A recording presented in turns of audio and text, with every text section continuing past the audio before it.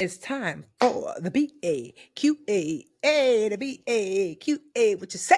The BAQA with Mandi. The BAQA with Tiffany. The The BAQA. Hey. Hey, Mandi, how you doing, girl? Hi. Oh, I just said the Remy wiggles. Oh, is that what Remy does? Immediately when someone answers the phone and they smile at him, he's like, I love to wiggle. I love that. All right. Oh man, I'm trying not to think about how many BAQAs are left. Oh, don't. I gotta sing on my own. No, you don't have to say that. If you're wondering what we're talking Oh. about, check out our last episode. We had some big news. It's Mhm. some sad news, but also exciting news too about the future of the show. Yeah. So yeah, you should listen to it. But if you're here for Brown Ambition, question and answer, you have questions, we have answers, but not the kind of answers that you can sue us for, because this is for entertainment purposes only. Yes, please. Right? That you're going to take what we say with the smallest grain of salt, because essentially we're just talking to each other. And if you want to do what you want to do, I suggest that you go lean on over to your lawyer, your attorney, your doctor, your lawyer, whoever. And then, you just like, I had heard, but what do you think, to the person that you pay professionally? Okay. Today we got money questions, a couple of Yes. juicy ones. Let's start, Miss Tiffany, the budgetnista Alice. Angara from IG has an interesting question about budgeting. She says, I try to pay for everything with my rewards credit cards and pay off the balance in full every month. My question is, should I have a separate section in my budget for credit card payments? Or is that redundant since the amount on my credit cards is reflected in other areas of my budget? Oh, I see what she's saying. Yes. Angara. First of all, I like that name. That's a cool name. I do too. All right, Miss Budgetnista, what do you have to say about this budgeting question? Well, Angara, this question actually comes up more than you would think. So, Oh, really? when it comes to credit cards, so for you in particular, Angara, since you're paying off your credit card in full, and it's specifically for things that like, oh, you might put your rent on there, your mortgage, your light bill, your electric bill, that's already reflected in your budget. So you don't have to reflect it under credit cards. So typically this is what I tell people, if they're going to have like a line item that says credit cards, it's credit card debt that you're paying off. Not you actively putting let's just say your light bill. You put your light bill on your credit card and you pay it off every month. That doesn't need to be reflected as a credit card expense, because it's not really a credit card expense. It's your light bill, which you already have in this one line item up here. Now, if you came to me and we were doing your budget, we would have light bill, all your other bills, and we would have credit card if you just owed a balance on it. And then that's when you would have it like as two separate things. So I love the way you're using your credit card, because it's cute, girl. I am a credit card point girly. Did I tell you, Mandi, how most recently I was very, very philanthropic with my credit card points? Oh, did you donate them? Yes, I donated them. So a friend of mine, sadly, their parent was not doing well, and it was a parent that lived in another country. And so we had talked about it earlier, like in the summer, and I was like, you should go. They're like, oh, honestly, the cost is not cheap, to fly. It was them, their spouse, and their child. They were like, like, we said that we wanted to come, but my parent was like, not right now, not right now. I'm gonna, I think, like, they had cancer, and they were like, let me just, let me get back on my feet or whatever. But then it just took a turn. And I was like, honestly, girl, you will regret not going to see your mom. I mean, you just got to go see your mom. Like, what can you do? And so I told them, I said, they were like, she's like, I have enough money for me to go, but I would really love. But that was the struggle. So she was like, well, I'm just going to go, because obviously it's my mom. And I was like, well, I have points, and I can fly the three of y'all out on my points. I had so many on my American Express, because like you, Angara, the way I use my American Express is that it is my business card. And so all things business flow through the American Express. So the points accumulate very quickly. And I had 700,000 American Express points. Now here is the caveat.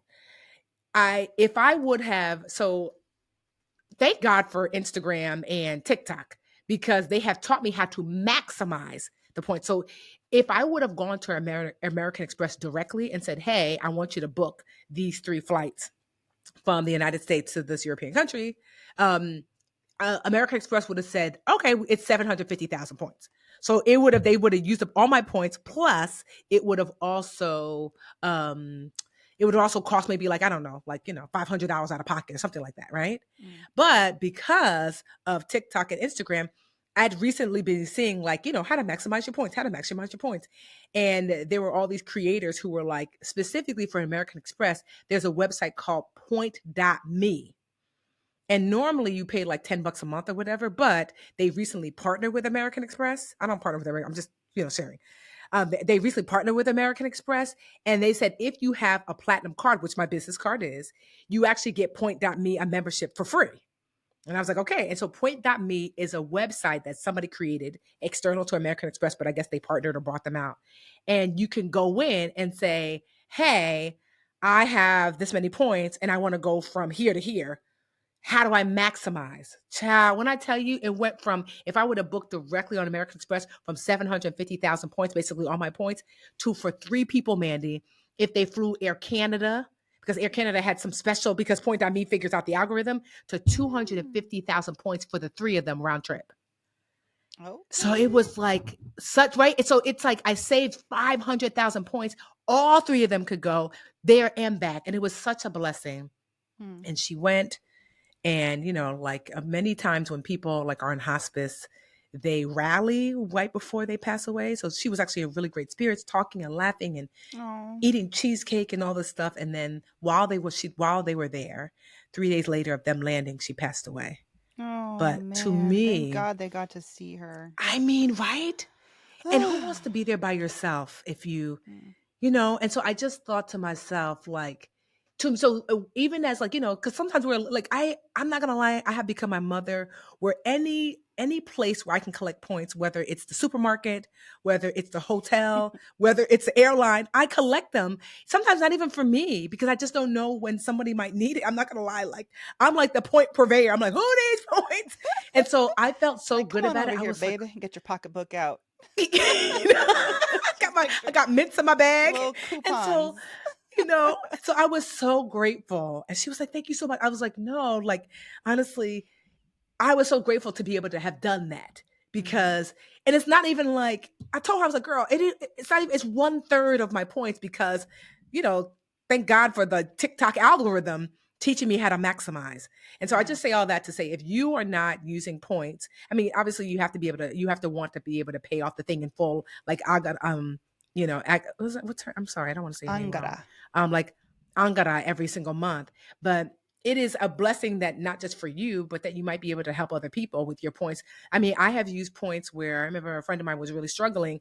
And every time I stay at a hotel, like if someone flies me out to like speak at a speaking engagement and it's a Hilton or a Marriott or whatever, I make sure to give them my reward number, and I collect nights. But typically I never have to pay, because if I'm traveling, someone has paid me to speak. And so I've been able to help a friend who was really struggling about not knowing where they're going to stay. I'm like, I've got 4 nights at the Marriott.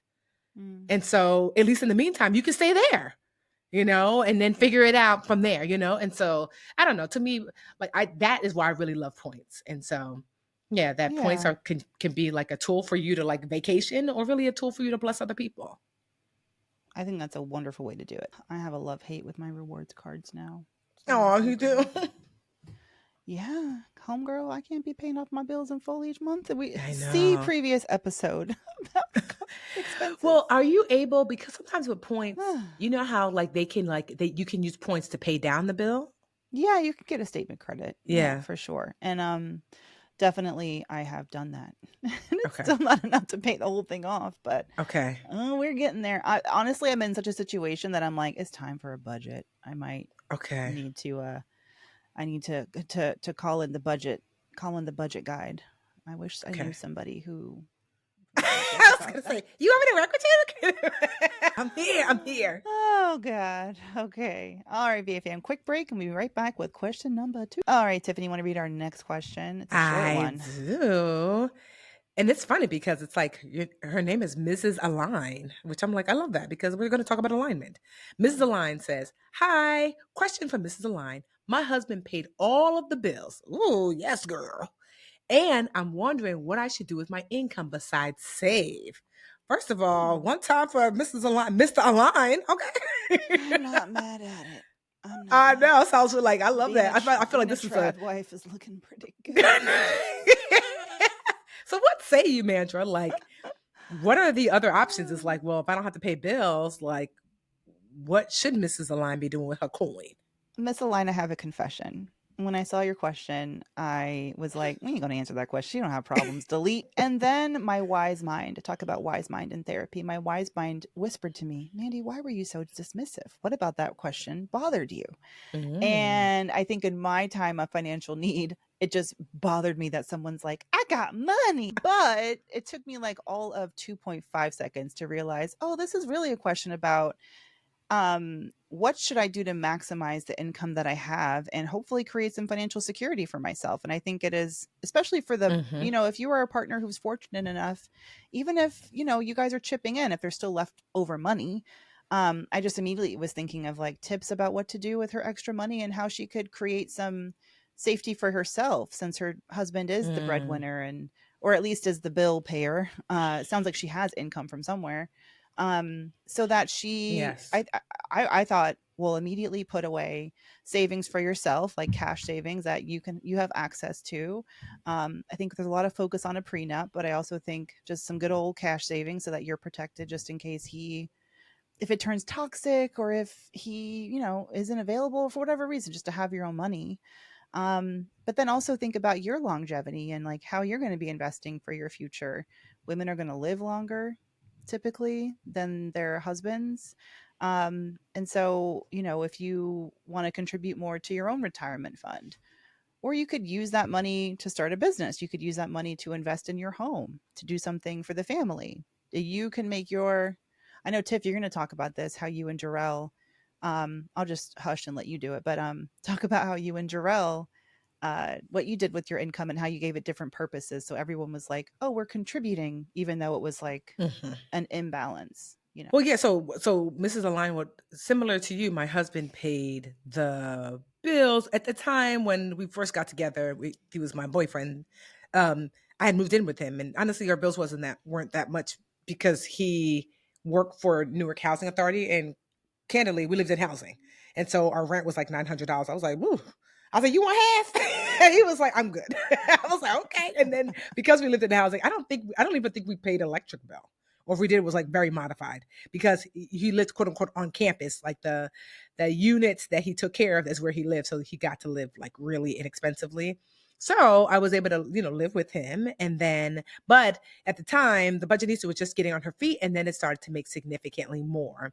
And so although I made more than him at some point, he still paid the bills. I want to say our bills were like under $1,500 a month at that time. So I was able to rapidly save. And so I saved jointly because after we got engaged, I said, okay, so now we can have a joint savings and then a joint, like an independent savings. So I had savings for myself and I had savings for like us jointly. And it was with that joint savings that I was able to purchase our property. Like, I mean, it was us, but it was from the joint savings that I was contributing to because he didn't contribute to the savings because he was paying the bills. So we worked it out where, and especially after marriage, because you're married now, we really worked it out. We said we want three accounts, joint and separate. We have a checking account, joint checking, separate checking. Separate checking was for like spending. You want to get your nails done, hair done, and everything did. That's what you use that for. But then we had this joint checking where that's where we paid the bills out of. And most of his check went there. I didn't put really any money into the bills account except for the money that I gave my parents every month. Because I would like send them money to like help them out, every single month. And so whatever money I was giving them, I would put into our bills account. So we had that. Then we had joint savings and separate savings. Separate savings because maybe you want to save something for yourself. But then most of my money that I made as Tiffany went into our joint savings to buy a house, to get a car, to get those types of things. And then the last account that we had joint and separate, we had joint retirement or investment account and separate investment accounts. And so that way it gives you, I just found like it worked best to have like separate and join everything. So you kind of have your own autonomy for some things, but the vast majority of the family's money went to our joint accounts, joint investing, joint savings, joint checking, if that makes sense. But still, it's nice to have something for yourself. And so we did both. And so, you could check to see if that works. I don't know how much you make. I don't know what your agreement is, but I believe in transparency. It wasn't like, oh, I had my secret check-in, if he acts up, I'm out. But I had my money. That was mine. And he had his money. That was his. Because I found that I used to look and be like, where you get them Jordans from? Where you get this from? And so I realized like we need to have some separate money. That way because I still need to have a little control. So I needed to be able to see the bills are fine. The savings is fine. The retirement is fine. And so if he bought those, it must have been from his separate money. Let it rock, Tiffany. Damn, you're not the boss of him. Even though I was the boss of him. And so it helped to have joint and separate. So that's what I would suggest is that, yes, instead of not just saving, potentially saving for the both of you and yourself independently, but also are you setting aside for retirement? Like, are you actively making sure, Mrs. Align, that you have money, because now that Gerald's not here, he's passed away, I have my own retirement. And then I'm trying to think. I don't even know what I guess I have to just check with my attorney. Sorry, my son's daycare. That's okay. Hello. Hey. All right, he's fine. He just has a bump on his head. Sorry, keep going. So that's what I would just say is misaligned, is that making sure that bills are paid, savings is saved, but you're also setting aside for the future. And if however that looks for you, your money can contribute to all those or some of those things. Yeah. And what if husband is not actually contributing to like retirement funds? Because she says paying the bills, but is she considering retirement to be a bill? Does he know it's a bill? Does he know he should be doing it? So have a line. I just want her to have line of sight into where the money is going. Yes. And then that you should encourage, like either tell him, hey, this has to be a budget line item, like our retirement, or make sure that it's on your end. Yes. Yes, exactly. Those three things should be happening. Bills, savings, retirement. Yes. And I'm sorry for almost deleting your question. It was a personal problem. Nothing to do with you. Growth. Growth. The Kelly growth hand. Yes. Oh, Kelly. Oh, shout out to her. I know. Do you know, sidebar, do you know that she's doing, remember the Risa Tisa? The who the F did I marry? Who the F did I marry? Yeah. Oh, she's doing the series. I cannot wait. That is amazing. Yeah. Yo, people said so much about Miss Risa Tisa, but let me tell you, she's laughing all the way to the what? The bank. And that lady's a storyteller extraordinaire. Okay. I never watched all 80. What was it? 80 hours? Me either. Girl, I couldn't. But I'm going to watch the show because that sounds good. Plus, I want to support a sister. And also Natasha Rothwell's show. That's who we're talking about. On Hulu, How to Die Alone. Hilarious. Yes. She's hilarious. Another Black owned program on your local Hulu station. All right, Miss Thang and BA fam, thank you for your questions. Don't forget to tell a friend to tell a friend, and we'll see you guys Monday for Holla Back Monday. Yes. And they probably likely have already sold out, but if you go to brownambitionpodcast.com, you maybe can join the wait list, or we might release some other tickets. We're going to try to see if the space can hold, because we're just basically sold out for our live show October 10th. Oh, look, I'm so glad we were sick. We were like, oh, were we? I wasn't even. I was on a different tab. I was looking. Yo, if you could have seen it was literally. I was like, wait, is Mandy doing that on purpose? Oh, we're like those twins in the viral I know. meme We were like years ago. I was like, we were. See, now we're trying and we're out of sync. That was hilarious. So yes, and if you have questions, you can slide in our DMs on IG. You could tweet us, the Brown Ambition Pod. No, wait. What? Yeah. The Brown Ambition Pod, and then no, the BA Pod.